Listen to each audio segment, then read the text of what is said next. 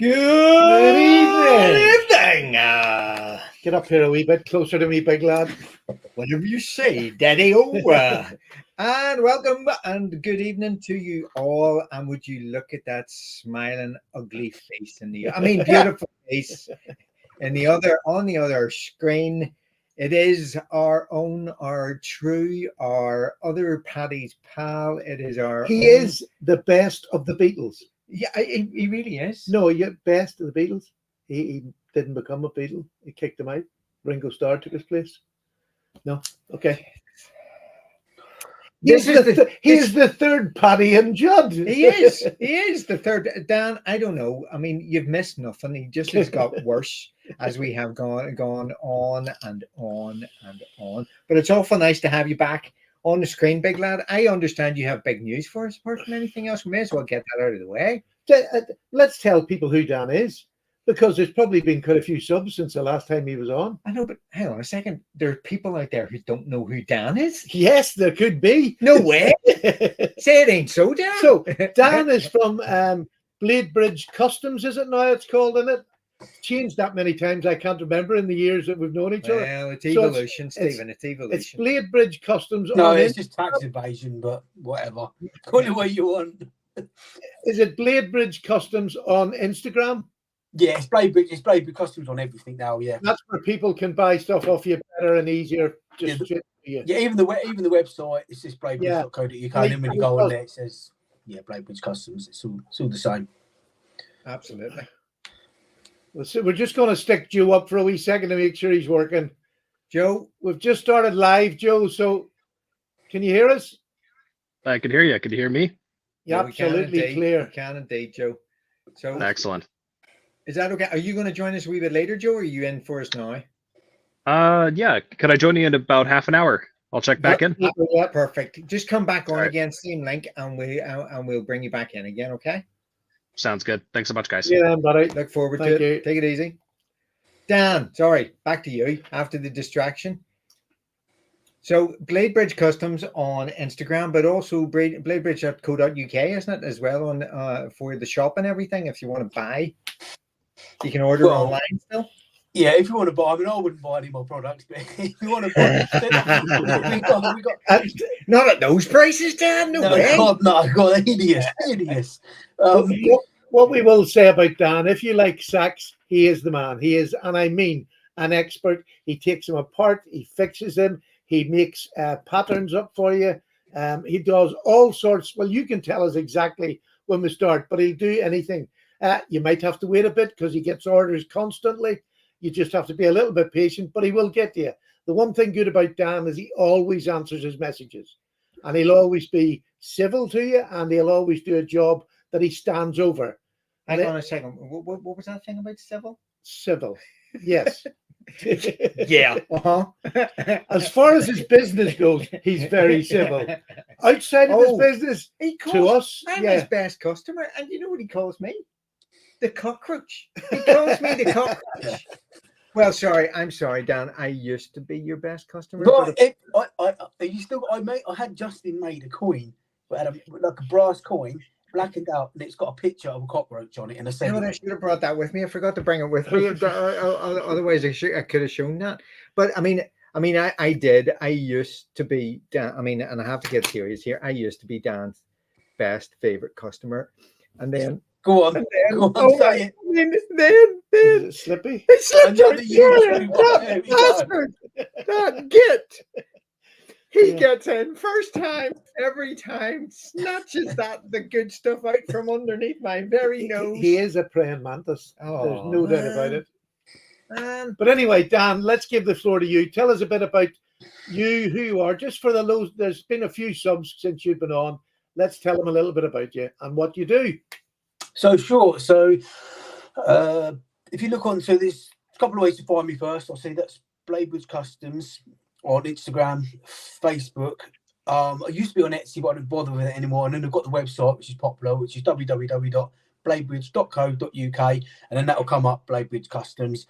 And then you can scroll through all the different services and things that are on there. But primarily it was customs, so custom sacks. But it's not so much anymore. It's more vintage and harder models to find, like sort of mainly 91mm sacks, the odd Alox, and anything I can sort of get my hands on or restore, and stuff like that. But the main range is the 91mm from sort of 1950 to sort of 2000, something like that. Nicer model stuff you could get like in certain parts of Europe, like the Motorist, or the Timekeepers, if I can get them. I like the Marlboro stuff, is quite desirable. Slightly older models, like the older Handyman before it had the pliers, all that sort of stuff. There's always quite a good stock of them on the website, but it does change. Sometimes if I'm busy, it will change every couple of weeks or 3 weeks or a month. But if I'm quiet and I can get in the workshop more, that can change daily. So there can be completely different stuff on there. But people don't know you have a full-time job as well as doing this. So yeah, I never used to, but now that yeah, I think everyone knows the economy is quite struggling all around the world. So and unfortunately, live knives are a luxury, as everyone knows, or a hobby or whatever. So that's the case now. It's just a part-time job compared to a full-time job. So there's, like I said, Lawrence, on the website, there's like sharpening on there. Then I've got people I work with on there. So there's if you want to say, oh, who engraved your stuff, that's on the website. If you want to say, oh, where did you get that from, that's on the website. There's different people that I use, so that you haven't got to think, are they any good? I only put people I use on the website. So if you look at something, you think, sorry, Dan, what do these people do? What do they do? The people you use, what's their part in making the knife? Not a lot, mate. No, so everyone knows Tamas, a limited engraver, and he engraves my blades, and he also does like brass scales and stuff like that. He's a good friend of mine. He's in the UK as well. If you don't know, there's Limitless Engraver. If you go on the website, click on his link, he does some beautiful brass coins. It takes sort of like 16 hours to do. You're not talking Toys R Us stuff or stuff from China. It's seriously nice. If you want something that's going to last, you put some money into that EDC thing, then that is what he does. He's got 3 or 4 lasers. He's invested a lot of time and money into that. Then there's another guy on there who does a bit of lasering for me. And he makes power cord. That's Steve from Powercordia UK. He does my power cords. So if people look at my lanyards, I think they're nice. They come from him. And he does all my slate and other stuff, which I'll get into later. He does a lot of stuff for me. They have different, there's like fiber lasers, CO2. I don't know. There's so many different types of lasers, and certain things can only cut certain things or etch certain things. So I use different people for that. And then there's custom laser art, which is Dominic. We're really good friends, so we speak daily. And he does all my fancy blades and my fancy stuff. When you see something and it's like different patterns on the blades or on the back of the blade or the back of the springs, he does all those for me. And he's in Switzerland. Really cool guy to check out. Again, if you go on my website, there's a link for his Etsy shop. And he's really easy to talk to as well. He speaks German, Swiss, and English fluently. Text, talk, whatever. He's a good guy. Then also on the website is what it all started off as about like 15 years ago. It's sharpening. So I sharpen lots of tools, axes, knives, chainsaws, hedge cutters, chisels, anything. So most 90% of the work is done by hand. On stones, wet stones, and then on a strop.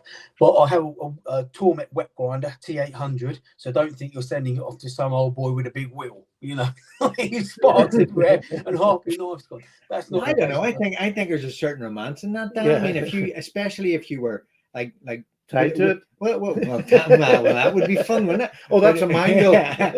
But even if you were like dragging it around the streets with a pony trailing it and shouting out, "Sharpen your knives now! Sharpen your knives!" I don't know why you've got a West Country accent all of a sudden, but there you go. Anyway, apologies. No,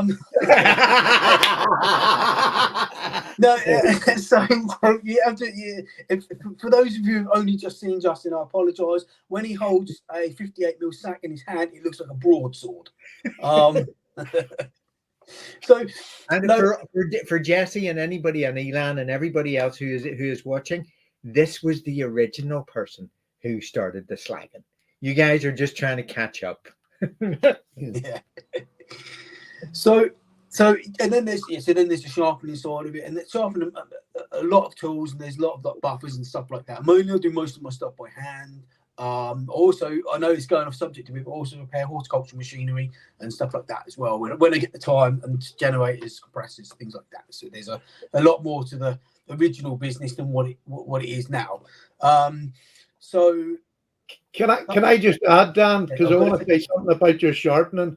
The one day, sharpening is your forte. You are an amazing sharpener, and I'm a sharpener myself, but I am nowhere near Dan's standard. His knives come back absolutely mint. Any knife you buy off him, he will sharpen it, and it will come to you hair shaving sharp without Scary sharp. Yeah, scary sharp. Absolutely. So I can vouch for him 100%.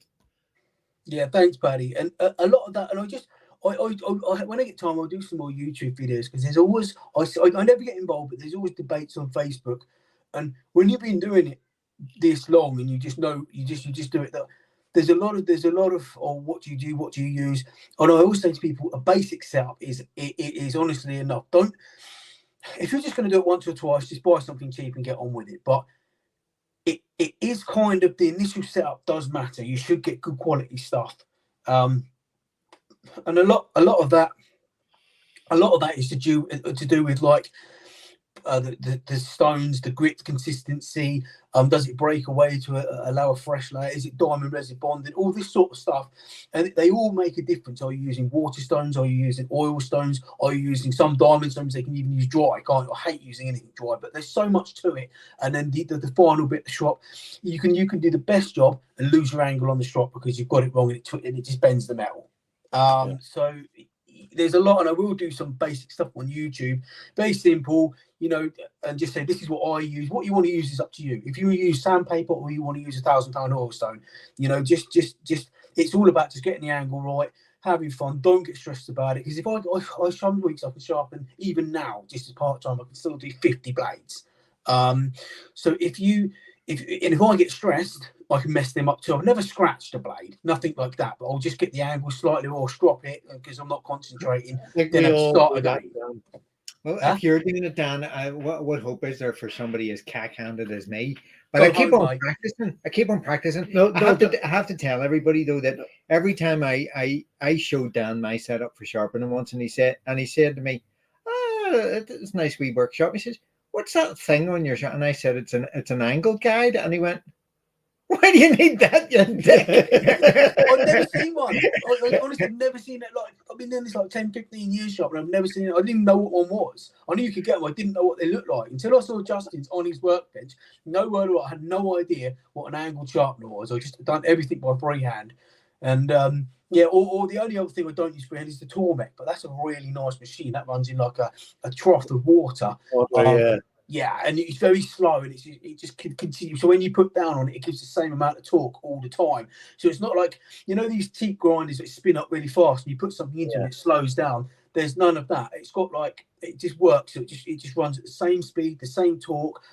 It's embedded in water, so that takes all your swarf away, that takes all your heat away, that takes any sparks away, that leaves a nice clean surface, it cleans the blade. It's such a nice, and then you've got like a big, I say power strop, but it only runs at a very, I don't know, like 50 RPM a minute. So it's very sort of like, nice action.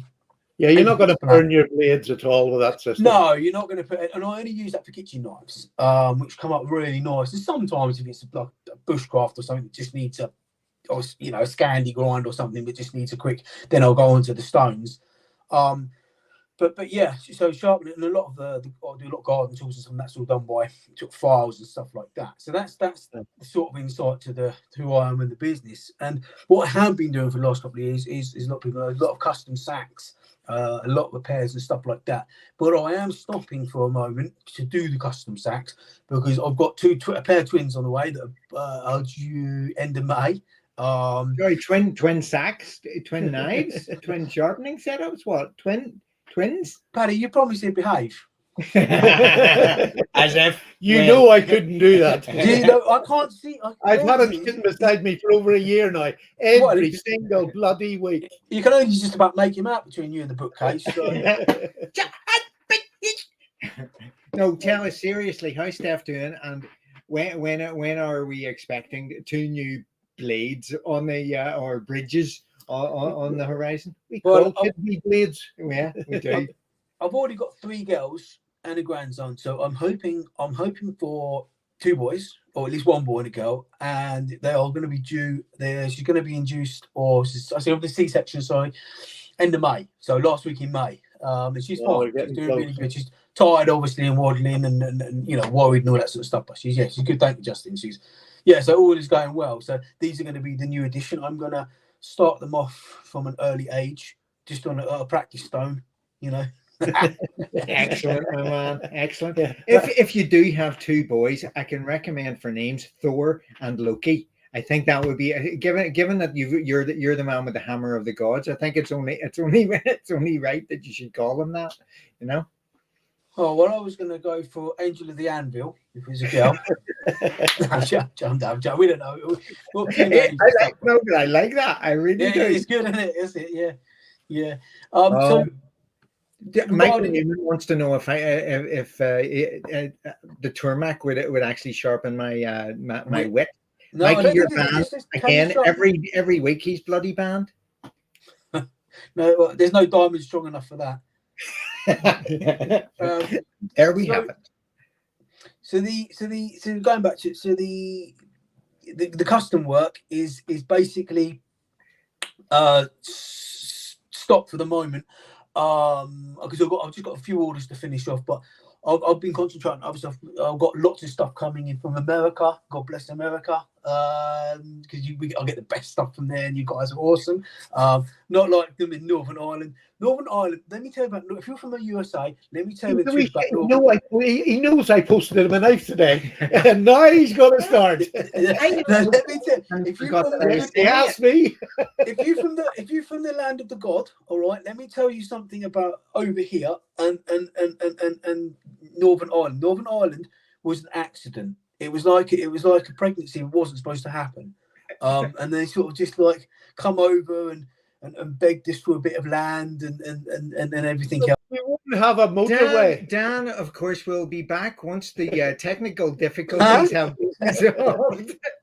Just remember who has the power, Dan. Somehow the cockroaches. Dan, you couldn't put a light in front of you at all, could you? Don't do that. I mean, we're getting a bit dark. You're very, very dark. And if I move that there, because it's the light central there, so if I how's that? That's better. That's magic in it. You can see all my people look. Yeah, you were very, very dark there. Dan, can I take a minute before you just set off again, because I just want to say hello to everybody in the chat, because there's so many people from Sharp Show apart from anything else in your customers, so you may as well say hello to them all. So Mikey Newman's in, Sean T's in, Tony's Ponies is in, Elan is in, Pens and Pen Blades is in, Stuart McCrae. We've got who else? We've got Michael Taylor is in. I think I saw Kathleen coming in as well. We've got Randy, of course, from Randy's WSG. We've got Will Wilson. Apparently, Will Wilson is insisting on taking the piss out of you because you were scammed today by some lady. No comment. Just no comment. But I think Dan might have misread something. It's a long story, so no comment. EDC's in, Kathleen, as I say, is in, and we've got a host of other people. Norman Johnson, I think Byron came in there later on. We've got Big E and Dean P, and any number of other people on Common EDC, Tony's Ponies, as I say.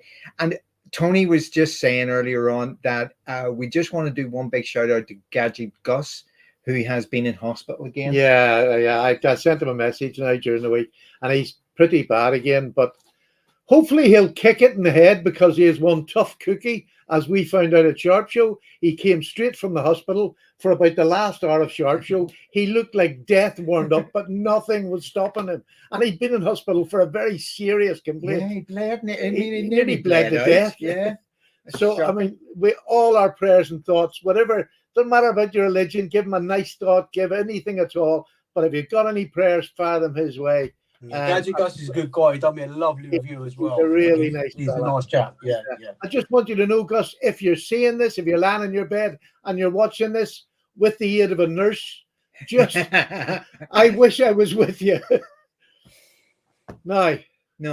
back to the main man himself. And Dan, Here- there's sorry, just before Stephen says, so Sean reminded me in the post, and I think I mentioned it to you. Sean has a 1960s Climber Small, bale and all, that I recommended to him that he should send to you for reconditioning, because it's a little piece of history that it's the kind of stuff that you love. And he's just mentioned it in the comments. So what I'm going to do is I'm going to point him your direction again, even if he just sends you some photos down so you can tell him whether or not it's fixable. Yeah, I think it's got a broken blade. I think if anybody can fix it, Dan will fix it. I wouldn't recommend anymore. I'm not putting my channel on the line. I recommend Dan for anything to do with knives. So you're in safe hands. I just know he stands over it, and that means so much. I mean, we're not all perfect, and once in a blue moon something could go wrong, but he stands over everything he does. And that's, I mean, we all know that Dan's definitely not perfect. I mean, I think that's but his knife business is good. Oh yes, it definitely is. If you've got any questions you want to ask Dan about anything to do with Swiss Army knives or what sort of mods you can do, just please feel free to ask them. Put them up there. We'll bring it up to Dan, and he'll answer them straight away. So there you go. Dan, what were you going to say? I can't remember now. No, it was so regarding the mods and stuff. I'm not actually doing. I've stopped for a bit. And anyone who does message me, I have messaged back saying it's not permanent, but for the moment, I've just got a lot of stuff going on, so I'm not actually doing any. I'm doing repairs, but I'm just not doing any mods at the minute. But I do have a new range of mods coming out, and they're coming. So they're coming in like a really nice wooden box. They're all going to be like high grade materials, all numbered 001 upwards, and they'll come with like a box which is numbered, a piece of slate with my logo on which is numbered. Everything's numbered, everything's together, everything's pristine. They will leave double treble checked, and they will just be the ultimate, build. Because I know a lot of people ask me, why don't you do Spyderco blades? Because they're crap. I'm sorry to say it, because the springs don't work properly. And I'm sure there's some guys out there, especially in the States, who can do an amazing job, but I've never found a way yet to get them perfect. And if they're not, either I really want everything perfect. And like putting Wenger blade scissors in or modding 91mm scissors into an 84mm just doesn't work. There's no way. It's never going to be and I like everything a factory fit. If I have liners made, I want them to be absolutely perfect. I don't make my G10 on an angle grinder. They come from Ukraine or Switzerland, and I pay a lot of money for them, because when I get them, I pop them onto the jig or however I'm doing it, and they just fit. They're smooth, they fit, they close, the action's right. The peening has to be absolutely bang on. That's one thing I'm very fussy about. Open and close, no play, anything like that. You see a lot of these fancy things, but that's what they are. Eye candy. No, I don't want eye candy. I've just had some stainless steel liners made up from a local company near me, and they're super strong. They're about 0.9mm thick. The blades glide nicely in them. I've got stainless steel pins going through them, so they're super strong. And that's going to be called the Workman series. So you're going to be getting like just basic tools, but they're going to be on stainless steel liners. They're going to have stainless steel pins running through it, 303 or 320, one of the two. So they won't rust. They'll be super strong. I know brass doesn't must be. They'll be super strong. You'll be able to use the pry bar. You'll be able to use the cap as a pry bar, and the pins won't bend. That sort of stuff. The liners will take it, and then they're going to be run on perhaps wood or brass scales to make sure. So all the stuff that's now is going to come out is going to be different, more higher grade. It does mean to be more expensive, but it is what it is. Also, I've got my own. When you're saying more expensive, Dan, for people who are going to ask the question, for a basic sort of model of one of your work tools there, what sort of price? And I know you can't give exact prices, but what sort of price for a basic one? Well, a basic, I mean, they're not going to be over the price. You want to, I mean, like I said, they are going to be ranges, so you won't be able to order anything. There's just going to be like, there'll be like Spartan made, a Climber made, something like that. Yeah, with the stainless steel liners, with the stainless steel pins, stuff like that. It won't be much because stainless steel is not that expensive. So you're probably only looking at about for a Climber or something with stainless steel liners, stainless steel pins. It may be an engraved pair of scissors in or something like that. It'd be well under £100. Well, I mean, I was expecting over 100. So, No, I mean, I just maybe my cart of scales because there's cotton and resin. And well, it's cotton in my cart, isn't it? In rattan anymore. Everyone uses the cotton with the dye, but there'll be I might dye a few as well, and I've got some other stuff coming up. There's lots. I've got I'm doing like a knife with another guy as well in Switzerland, and we've got our own box with like both our names on it, and that's going to be sold internationally only. It won't be sold in the UK. So there's lots of stuff going on at the minute. can I give you an offer as well for you and you and your partner if you want? If you've got one that's there before it goes up for sale, if you'd like to send it over, I can do an in-depth close-up review on it and then send it back to you. Well, I want it to sell, so no. Once people see the junk, you know, once they know it's crap, they would never sell with it. And then Justin will be the first one to open it up and look how crappy this is, you know. So, but no. It's not his first rodeo, Stephen. It's not his first rodeo. But here, hang on a second. We're nearly half an hour in here, so you two shut up. We've got to show a knife, and this is the knife that we're going to show because this is my personal favorite blade bridge custom. Okay, check this little beauty out. It is seen somewhere because I have actually had it in my pocket. But as you will see, how did you get that so good? It's because I am good. As you will see, those are brass liners in there. You will also note, not that you can make any measurements, but this is an 84 millimeter. And it's a 2-layer 84 millimeter, but it's a 2-layer 84 millimeter with scissors, baby. This is indeed that unicorn known as the golfer, and it's a custom golfer because Dan made it with his own fair hand. Okay, I've got a 2 millimeter 84. Yeah, but it doesn't have scissors. I don't use scissors. I've got a knife. I'm a knife person. What do you need scissors for when you've got a flipping knife? Philistine. I'm surrounded by Philistines, Dan. What can I tell you? What can I tell you? But this is an absolutely gorgeous one. But it does feed into a question that Alan had. Dan, have a look at the question there. Alan is desperate to know if a 3-layer custom with brass liners will impact the upward tension or retention of his Speedos. Yeah, just looking at that, I'm just sort of laughing to myself with the Speedos quite a bit. So if you're hooking that onto your Speedos and you're having a jog or a swim, you're waking up, and I hope you're well endowed because the trousers are going to be on the Speedos are going to be on the floor. You know, that's like. There's only going to be one knife hanging out, and that, you know, that could be embarrassing. But the brass liners definitely do add a little bit of heft to it, and I mean it's a. We've talked about it's a nice feeling. It's not a bad. It is a lovely feeling because it adds that wee bit more substantial feeling to it, and I think I would be really interested to see what the stainless steel works like in hand as well, just in terms of giving that little bit more robust strength. It's very strong. So you've got so I do G10. About 1 million colours because G10 just whatever colour. Then brass, copper, titanium, stainless steel, carbon fibre. Are the other choices. I've been looking at some fluorescent stuff and stuff like that. So there's lots that's been going on. There is lots of new materials and stuff coming out, but I won't be taking orders for a long time because I'm just busy and I've got the new ranges I'm working on. If I don't know if I will be taking orders again, to be honest. It might just be this is what it is.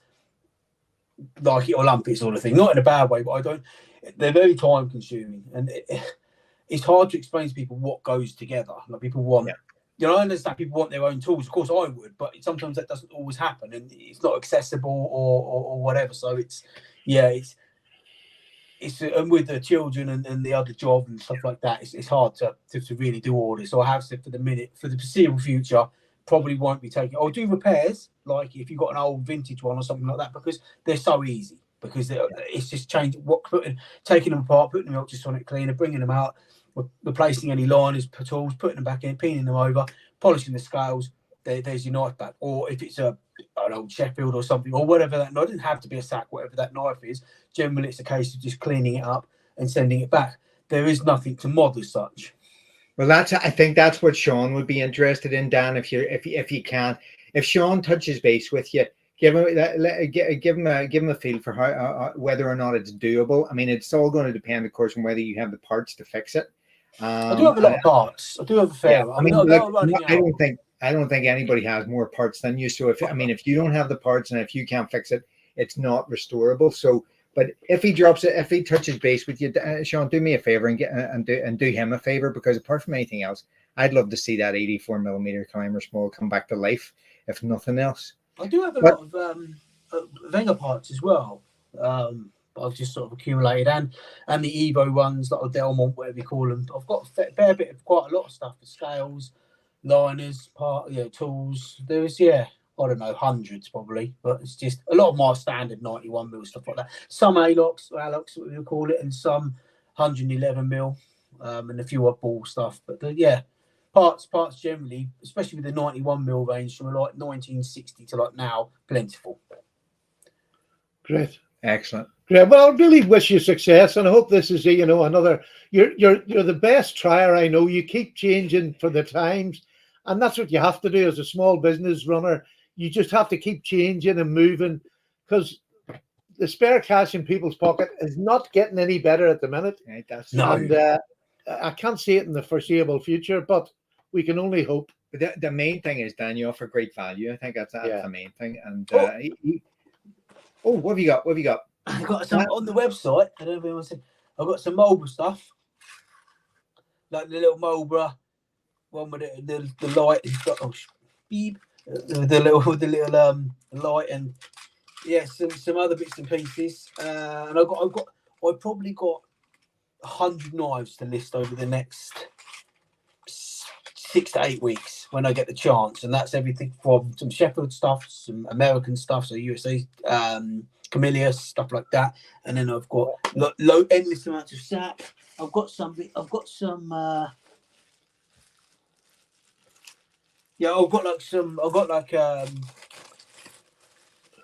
nice stuff at the minute, like Woodsman. So these are quite a rare model, but they're very clean. Or Explorer with the wood saw, Explorer with the wood saw, and they're all razor sharp, so mind your fingers. I've got a few bits like that on the website, but I've got lots more to come up like that. Sort of like so they're not rare items, but they're the sort of ones that were only produced for a few years or in certain continents or whatever. So there's some nice stuff out there that's in really good condition. And the website is quite honest. It will say on there what it is, what condition it is. And normally I don't really say anything that I wouldn't say is 8 out of 10 or better. So if it's under 80%, then it'll just get broken for parts normally or rebuilt.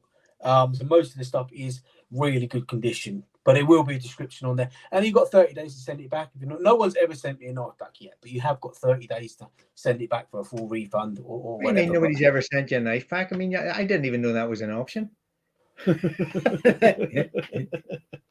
Hey, Dan, check that out just before we go, because Iron Joe's here, so we're going to bring him on as well. But that's just to make us feel bad. Randy keeps on doing this to me every time. He is. I don't know how he does it, but he always finds these fantastic knives for pennies, doesn't he? Yeah, for a few dollars. Come on. That just makes me feel absolutely jealous. It really does. I think for the UK market, because we don't have much, the laws are different. And like we haven't got eBay, have we? So if we had eBay, we'd get the same deals as the rest of them. It's very true. Right, we've got Joe in. Dan, if you haven't met Joe, say hello to Joe. This is Joe Lapietra, who's a knife maker himself from Canada. But we don't hold the Canuck thing against him. I mean, that's definitely he's not bad for a Canadian. I mean, apart from the fact that he's Canadian, but Northern Ireland is not Great Britain, Joe. All right? Don't worry about it. They're from Northern Ireland. That's nothing to do with England. You're good to go. All right. Is it too on brand if I just apologize? You gotta love them, Joe. You're very welcome back to the channel, and we'd always said we'd get you back when this big momentous, and it is sort of quite a momentous moment for you and your fledgling sort of career as a knife maker. I'm trying to go into it more deeply. Joe's knife is hopefully, unless you've heard any more today, I spoke to Frank earlier, but I never got that question asked and I had to come on here. So he's hoping that they'll maybe be on his website on Saturday. Is that right? That's as far as I know as well. You know, Frank. Yeah. I'll contact them tomorrow. But hopefully they're going to be on sale. Now, these are, because this is a custom knife, let's just make this out. This is a knife. These pictures are not great on here. I'm sorry.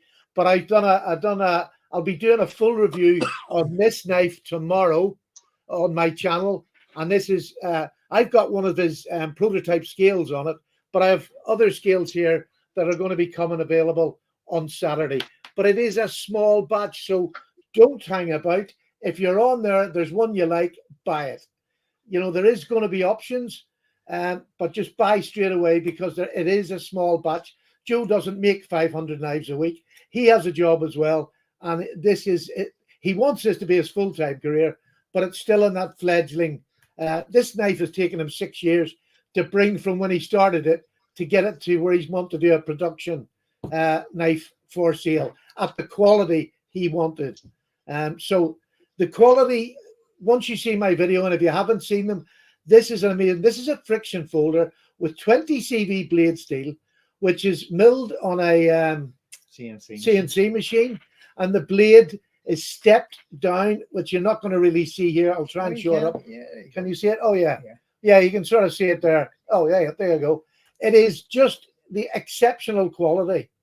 And Joe's showing it there. Do you want to bring Joe up with us so you get him up? Bring Joe up. I don't know how well this camera is going to show it, but oh man, yeah. No. I apologize for the lighting situation. I'm just in the back room at work right now, actually taking an early lunch for this, but yeah, you can see it a bit there, Joe. Yeah.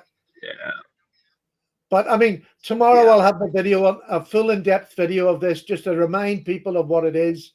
And in the future, Joe will be making scales that you can buy separately. You don't have to rebuy a whole knife. yes, If you don't want to, if you want to, by all means. But he's going to give that option of buying different scales. And the prototype I just got today is outstanding for the future. It's just amazing. Congratulations on that. It's elevated it up even more. Yeah, he particularly like that sort of little inset. Yeah, there's like a fuller up the center of it, and you can't really, we're not doing it justice, but it looks amazing. Very good. So, Joe, from your side of it, how are you feeling? Give us a little bit about Joe's world. I'm feeling pretty decent. I'm super looking forward to getting these knives out there. Like you were saying, it was a small batch. We didn't have a ton of time to get everything we wanted together, so we pick and chose 20. So there's just the 20 that are going to be available for the drop. 2 of each color of micarta, and then 10 of the carbon fiber, which is this really, really sexy bi-directional stuff that's just a fun time. But yeah, this has been a super long time coming, and very happy to make it work. It's one of those things, you know, as an artist, you don't want to put yourself out there if you don't feel like, no, I can stand behind this 100% of the time, all the way there. And happy to say that Frank was interested enough in my work that we both thought it was time. Yeah I have to give Frank his due. He did go out of his way. He made it easy for you to get a start in the UK, and it's great. We're really privileged to have it, because I rate the knife incredibly highly. It's the best friction folder by far I've ever had. I use it I would say probably 2 to 3 times a week. I'm carrying this still because I just love it as a knife. And it's not, you know, it's now going on. I mean, it's a steak knife. If I go out for a meal, this is the knife I'm taking, because it's just, it's so inoffensive looking. And I don't know where you've seen them, Dan. Have you? I mean, I'll be putting a video up tomorrow. That's on your phone. It's under YouTube. Paddy's videos. We can't get Dan to check videos at all. Dan, do you know what? I'm going to apologise to you because I never watch your videos, Paddy. I never watch your video. And this knife looks fantastic. And the step, I love the steps. Like that's so cool. How do they sharpen up? Or like, will you just, have you got it? Is there a specific angle on that, or? So I set most of my blade angles to 20 degrees because that's what most people are used to working with. It's compatible with most types of sharpeners, but I've tested as low as 15 degrees per side. You're getting close to kind of a sensitive edge at that point, but for the stuff I sent over to Frank, it's all at that 20, like 19 to 20 degrees. And yeah, as far as cutting, like you would think the step milling would maybe add some texture, some friction, but honestly, I just haven't found that to be the case. Yeah, it's as we have a demonstration coming in. That was really badly cut, but it is just as smooth as you like. Yeah. It's a beautiful knife. Right, and in speaking of this beautiful knife, there is another one of them out there in the wild. It is mine, and I would like it back, please.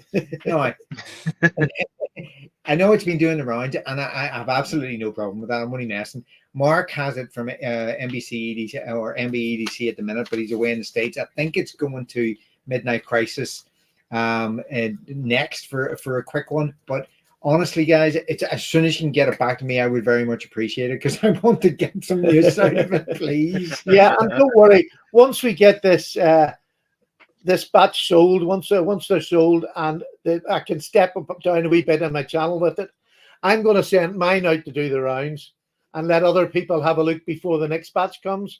So, but there's going to be conditions this time because they were having them for 3 weeks at a time, and it was ridiculous. So there's going to be a caveat. When I send it out, I want lots of people to see it. He's not as nice as I am. You see, this is what happens. You get the easy deal with me. You get the easy deal with me, but now it's the big guns. But you know, the nice thing is that it's gone round and nobody has disliked it. In fact, everybody has been nearly the opposite. Even people who are not friction folder people have said how much they enjoyed it, which is just lovely. Fortunately, Midknife, I trust you an awful lot more than I do Mikey Newman, so I know you've got my back. Joe, we wish you every success with it, absolutely, and we've been really delighted to be part of the process as much as anything. I'm as excited as him. I think I cannot wait for it to go. But he's bloody unbearable when he's not excited. Dan, you know this. When he gets excited, it's just no. So we're going to have Joe on next week. Next Thursday night, he's going to be the guest, and I want anybody who's bought a knife, please come on and let us know what you think of it.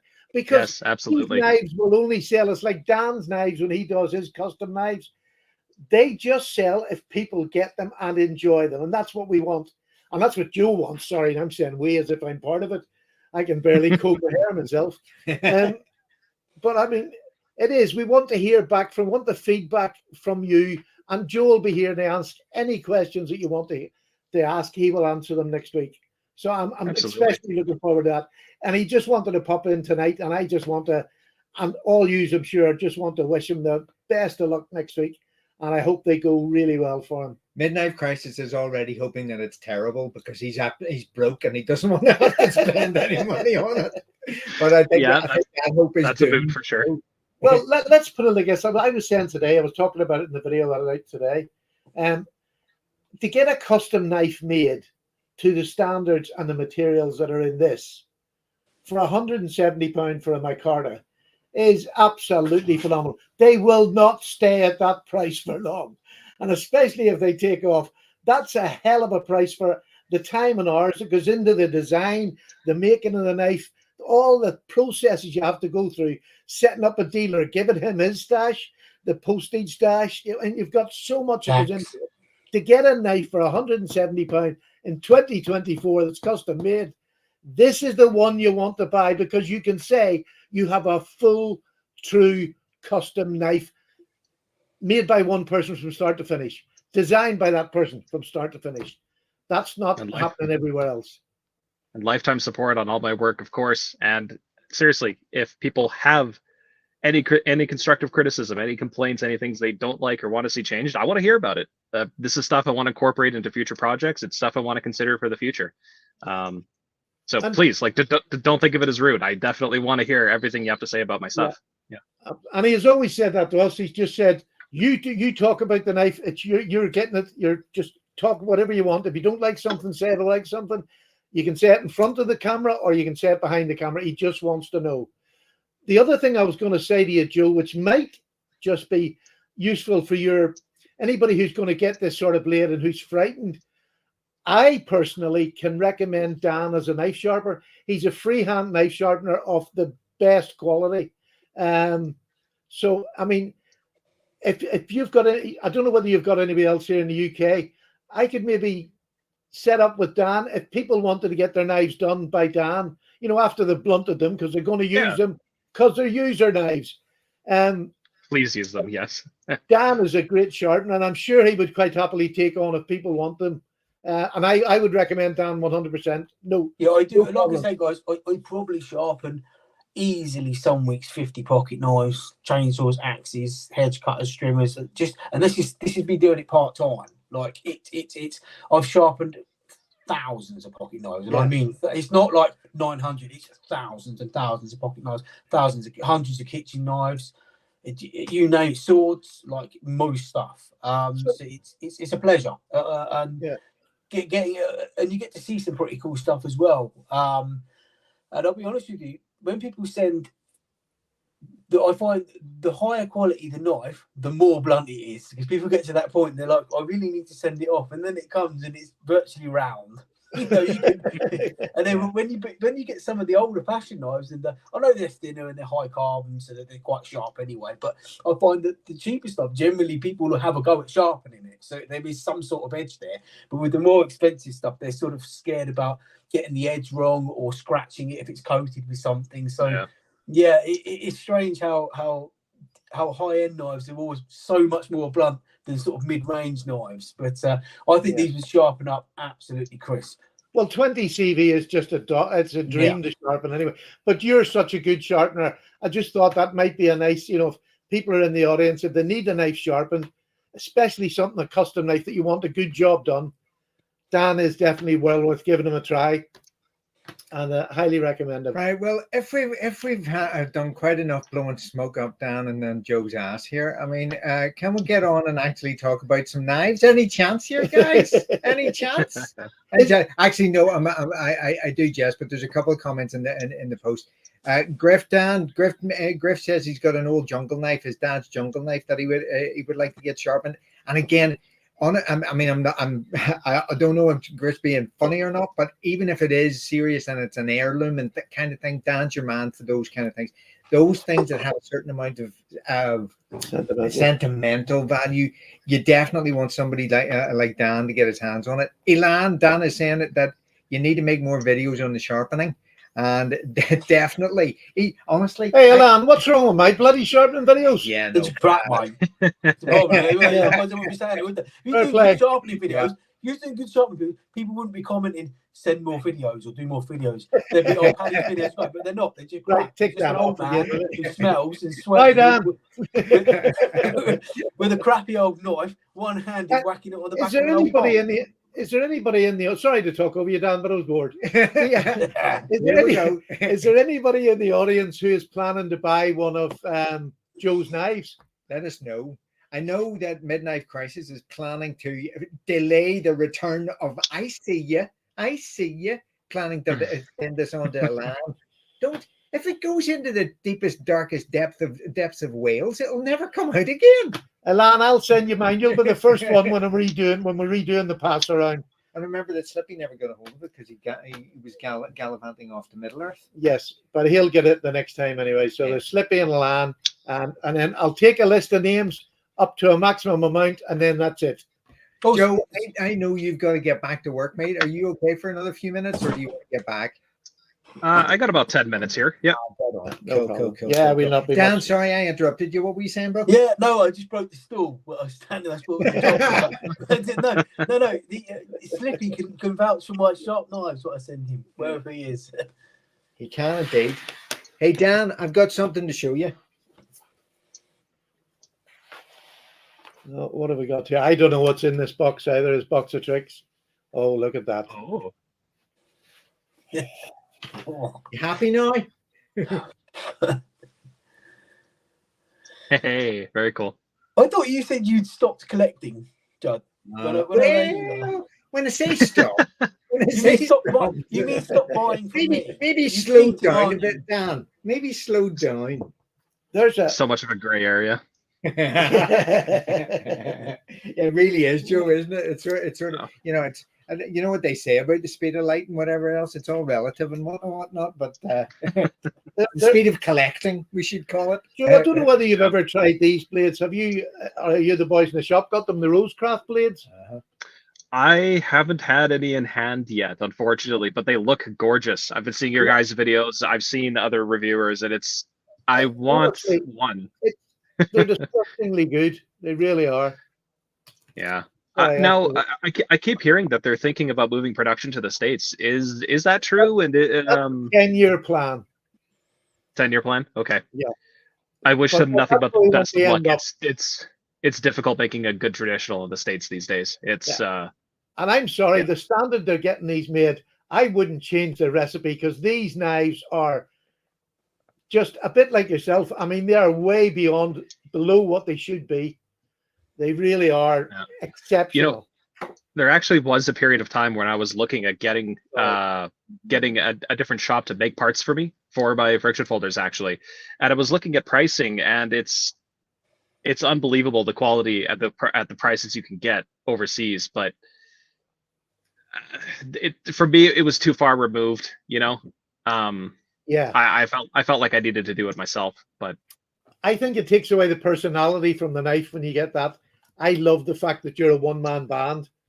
I know financially it probably is harder to make a living, but yeah. I do like that personal part of it. Sorry, Justin, I jumped in. No. No, Go ahead, that's show it. Dan what you had there. No. I think that's enough. What I want to see though, Dan, is, and I know that you promised to show me some of your bag of tricks as well, Joe. Yeah, Dan always has a few nice surprises up his sleeves. What have you got for us, kiddo? Excellent. What? I haven't got the thing that I'm. I mean, I've got Marble Trail, guys. This is all right. I've got a few of these, but I've got some nice stuff coming up. These are I love these. These are Marlboro ones, yeah. Yeah, the Trail guy, because it's like the compact. It's basically the compact, but it has a metal file in it. Oh, look at Cool. So yeah, they're I love a good file on a multi-tool. That's awesome. yeah. So that's the nice metal. Is that main blade, secondary blade, scissors, and file? No, secondary combo tool. So it's basically Combo tool? plus the metal files. So these are quite desirable. But coming away from the sax for a moment, I've got some different sort of stuff coming up, and I've got lots of stuff on its way and stuff on. Like I said, I have got my own knife that I'm working on. It's not a sack. It's going to have its own tools. It's going to have its own liners. It's going to be made with some locals, with some different parts, getting parts from all around the world. So this is something that will take a few years. But like Joe, when it's ready, it's going to be hopefully as good as yours. Hopefully, well, 10% of yours, I'll be happy. So I'd love to see it. Yeah, but it's something I've got. Like I've been making the blueprints over like the last year, but no one knows anything about it. It is like I've kept it under the radar, and it will stay under the radar until it's ready. But I'm not quite doing it on my own. There's going to be sort of one other helping me as well. So, but that's something I'm looking forward to. What I've just found in the box is a little Italian MKM with a 390 blade. Is it Farah? Farah, yeah.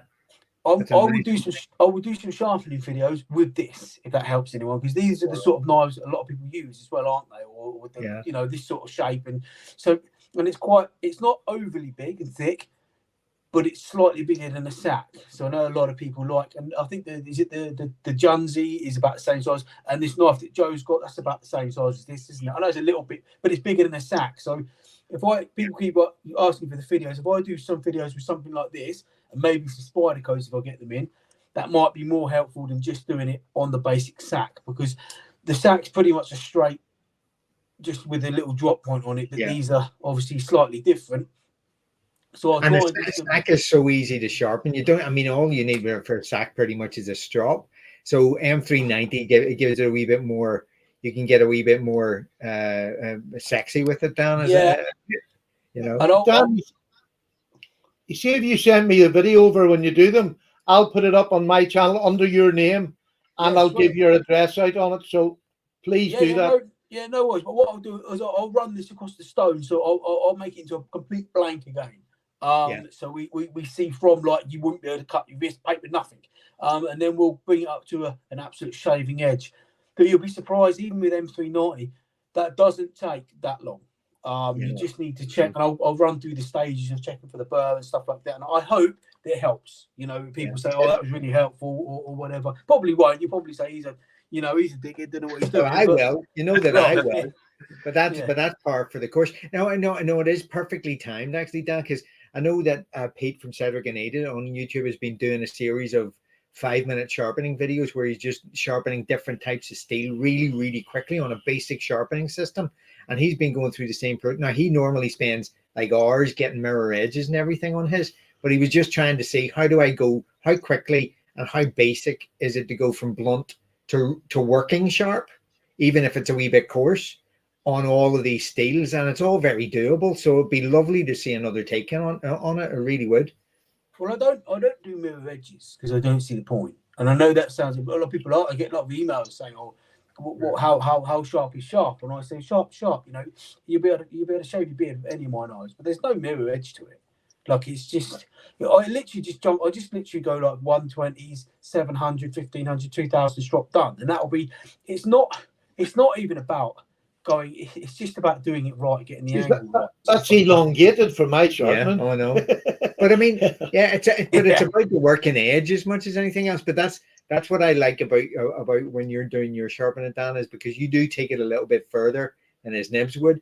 And some of the tests that you see when you cut through that tissue paper, you know, the whole it is ridiculous when you see him cutting through that. It's just, I mean, it's laser sharp. I cut But through. it doesn't take long. This is what I'm getting at. It's not from getting that working edge to going to the next. Say you're running up on a I don't know, 600. Let's make it 500, 600, 700,000 grit. You're basically there. You've only just got to get your pace right on the strop and your little 1 and 2. And yeah, I'll show you. It's just. It's funny. I've changed because I've used Joe's knife and I haven't had to resharpen it. But what I've started using now, which I'm finding amazing, is the diamond emulsion. The diamond straw paste. Yeah. I've got the diamond emulsion. It's got a 3 and a 1 micron, and I've got a 0.5 micron. But you see the 3 and the 1. I don't even have to go beyond that. That's all I use to keep that going once a week. If I'm using it, it just takes an edge. Just amazing. I use medium paste, which is probably about 10 micron or something. Probably you don't need to I can get a glass edge. When you've got 20 CV and the likes, you need a diamond, I think, to get that proper sharp edge on it. I will diamond paste. I will. Say again? I was gonna say I don't know the grit size on it or what micron size, but the United Cutlery actually makes a what they call metal glow polishing paste. Yeah. I've actually used that on an old leather belt to keep this edge going over the last 2-3 months. It's really basic stuff, but it puts a good shine on it. Yeah. I'll show you another one that I use, and it's very similar to that in the UK for anybody who wants it. This is Auto Sole. Yeah, I use that. I'll use that on a strop just for everyday knives. I mean, I don't use the diamond emulsion on every knife. I'll use green compound on most, but I'll use that sometimes if I want to get a wee bit of a mirror polish on the blade. It doesn't bring it mirror, but it gives it a nice shine, and it takes no work. It's cheap. Right, lads, we have a special request. Does anybody have a purple knife for Baron? A purple knife? Purple knife? No. Definitely no. I only have man's knives. Black, red. Hey, Paddy, come on now. We've got a blurple. Got you up there, Joe? Oh, is that purple military? No, full size military. Military. Original. There you go. The liner. There you go, Jesse. That's specially for Baron. Nice, Joe. Oh, no. And I think I sent Paddy some scales, some purple scales for the friction folder as well. Yeah, we were trying. Yes, that's in there. Are they Rich Slate? No, those are actually they're actually canvas micarta. Canvas micarta, right? They just have an excellent texture. It really is very, very super fine. They're beautiful. There you go, guys. Yeah, I don't think I'm going to go back to linen canvas or to linen micarta anytime soon. I've been super happy with the canvas. Definitely. Yeah. I mean, the scales that I've had on mine right up until today has been these burlap ones, which are gorgeous, and I just adore them. But this new one is it's like a fluffy teddy bear you're cuddling in your hands. Hairy. I'll tell you. That material was horrible to separate into blanks for machining. It was absolutely awful. Oh, really? I thought I use a diamond tile saw, a wet saw, in order to separate my carbon fiber and my G10 and stuff like that. And I tried cutting this with that diamond wheel, and it nearly slowed to a stop the first time I pushed into it. I thought the blade was dull, so I switched back to the carbon fiber, and it went right through, no problem. So it just took forever to cut. But, yeah, well, I would pay love the extra texture for of it that thing. I would pay extra easily for that. It's a beautiful texture on it. It really is. Really is. Good to Very hear. nice. And you guys like the fullers on that one then? Yeah. Absolutely. It just gives it another elevation. It's not something you'll see. This is bringing friction folders into the 2024s. It's just giving them a lift. You've got a great blade steel. You've got, here's another thing, Joe, when I was changing the scale over, which is just the easiest thing. Sorry. It's just the easiest thing to change them over because there's nothing to it. But I tightened this a bit more when I tightened it up. So it's really quite stiff. Mm-hmm. But I actually, because what I'm going to be honest with you, I'm not, you can do it one-handed and I can, there's no problem. But I take it out and do that. That's the way I open it, to be honest with you. I mean, I can do it one-handed. It's not hard. But you see that extra stiffness, especially because I'm now going to start using it as a steak knife. And I'll put some pictures up of me cutting my meat at my dinner. This, wonderful. I wanted a wee bit sturdier. Not that I'm going to put any, upward pressure. So, am I talking again? No, it's not that. It's just I can see it's about to blow up in the chat, and we're over an hour, so I'm going to wind this up mainly because Stephen has mentioned the word stiff twice now. He's also mentioned cutting his meat. And I know that Alan and Sean can hardly contain themselves.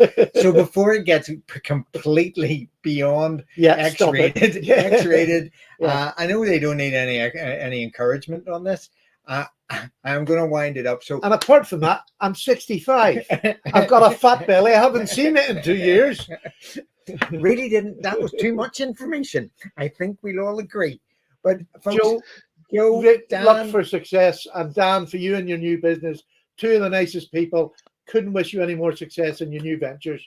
So please, please, please keep in contact. If you get one of the knives, come on next Thursday and let's hear what you think of it. Now, guys, and everybody in the chat, thank you very, very much, very much for all that. Very quick question. Midnight question. Joseph's knife does not come with a slip, as far as I know, although it's something that we would have chatted about before and might be for future development. He's working on it, as he says. But to everybody there, and Alan, yes, you get the last one in. Of course, you like it. Well done. Thank you very much for joining us again. Yeah, and we will bid you all the very best until next week, guys. Stay behind, boys, if you can, or if you need to go on, Joe, don't worry. Okay. We'll see you next week. Take care. All the best, guys. Appreciate it. Bye now. Thanks everybody in the chat. These are amazing. God bless Gus again. Yeah, God bless the Gus. Give him a prayer.